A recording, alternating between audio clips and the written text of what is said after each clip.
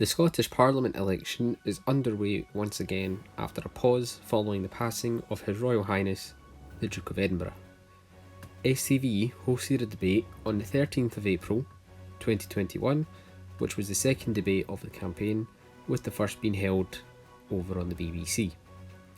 I will take a look at the polling before and after the debate and ask the question, who won, as well as have a look at the impacts the polling has on the future of Scotland and the wider world.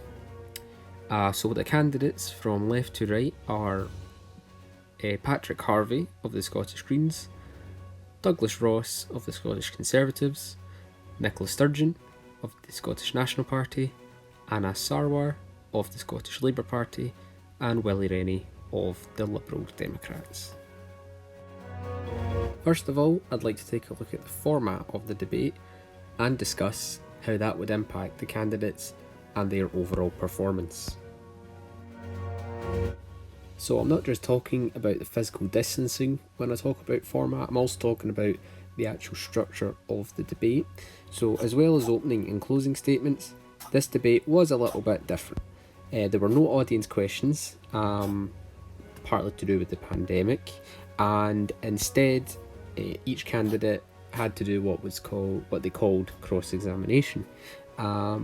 Basically, each candidate got to ask the other one questions and they got to grill them on their answers, essentially, and they took it in turns.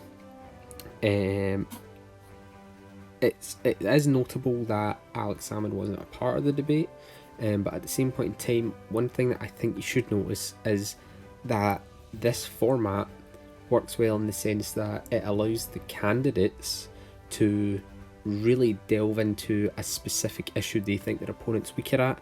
So for example, if you think Party B doesn't have a really good answer on health, you can really hone into that in your questioning, and instead of maybe asking generalised questions, you can ask really specific questions.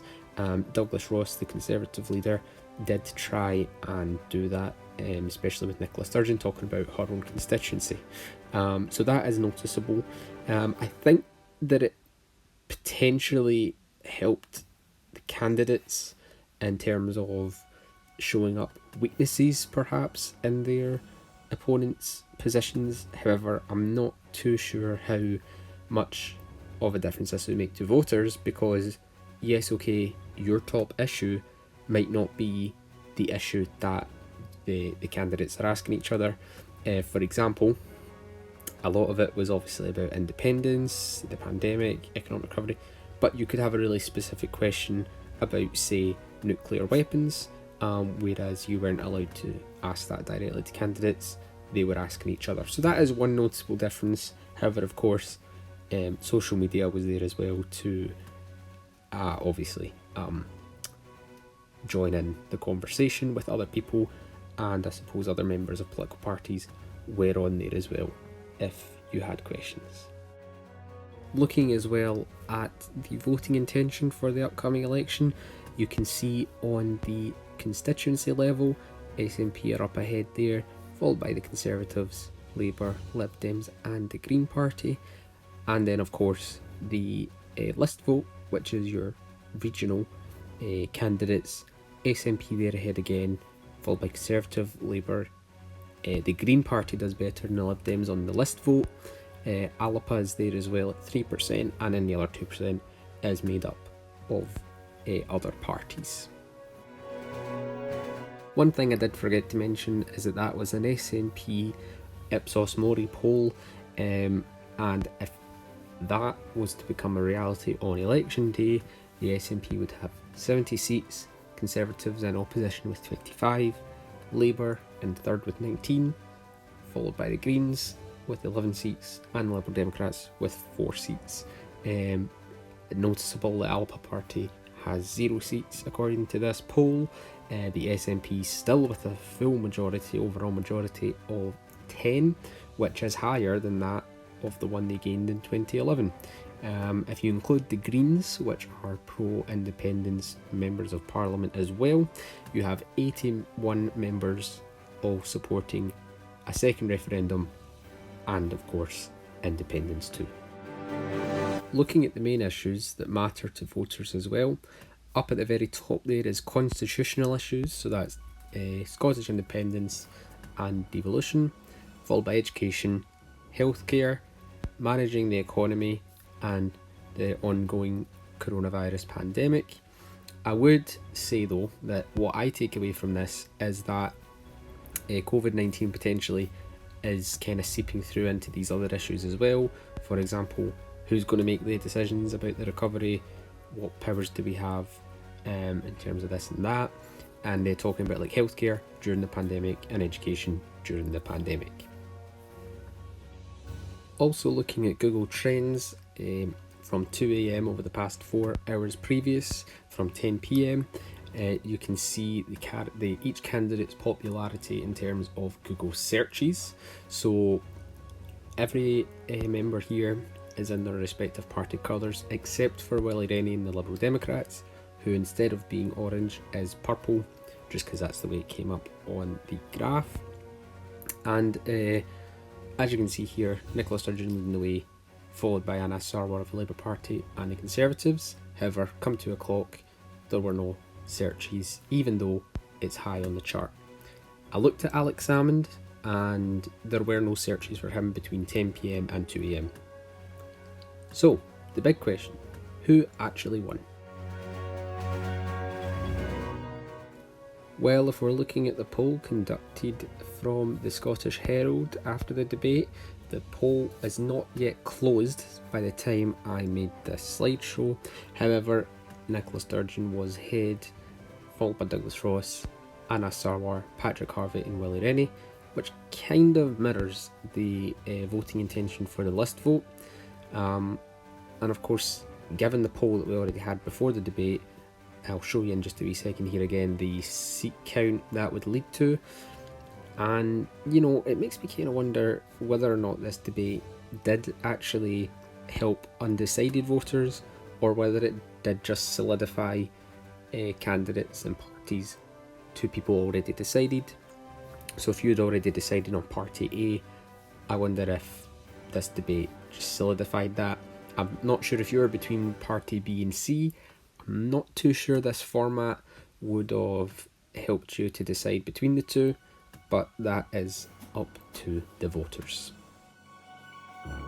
So, you can't talk about an election without talking about the impact on Scotland and the UK. So again, given this is the final result, which, judging by the poll, it's looking like this is what people are still thinking of doing in terms of voting. I will leave a link in the description. I will pin a top comment, with the final results of that poll and how many votes were cast in that as well. Of course, people are biased when taking these polls, so bear that in mind. But let's assume for now this is what the Parliament looks like. As I say, I don't really see the debate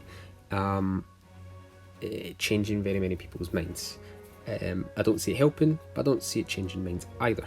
So there would inevitably be some kind of standoff between Prime Minister Boris Johnson and First Minister Nicola Sturgeon. She would obviously ask for another independence referendum. However, she has said that would be after we're out of the pandemic. So whenever it is, let's just assume it's sometime within this part, the first 2 years, sometime after the first 2 years, I should say. So let's say it's 2 years later, and she proposes it. He's of the opinion no. He stood on that commitment in his manifesto. So we'll see. Let's see who can play political chicken. Essentially, whether or not you think it should go ahead is a different question. So basically, the answer is who knows. We don't really know one way or the other who would get the referendum. Therefore, it is unlikely that we know the impact on the wider UK. However, I would assume that the SNP would implement the policies that they stood on during the election campaign in terms of health, education, and all these other issues as well. And I suppose they would fight for the independence referendum, but we don't know how that would go. So before I get to my closing statement, I would just like to take this opportunity to remind everybody who lives in Scotland and is eligible to vote to register. Polling places will be safe to vote all across Scotland. However, there are of course other ways you can vote as well, including by proxy or by post if you're just not comfortable or unable to get to the polling place. As it says on your screen, if you want to vote by post, you do need to apply early.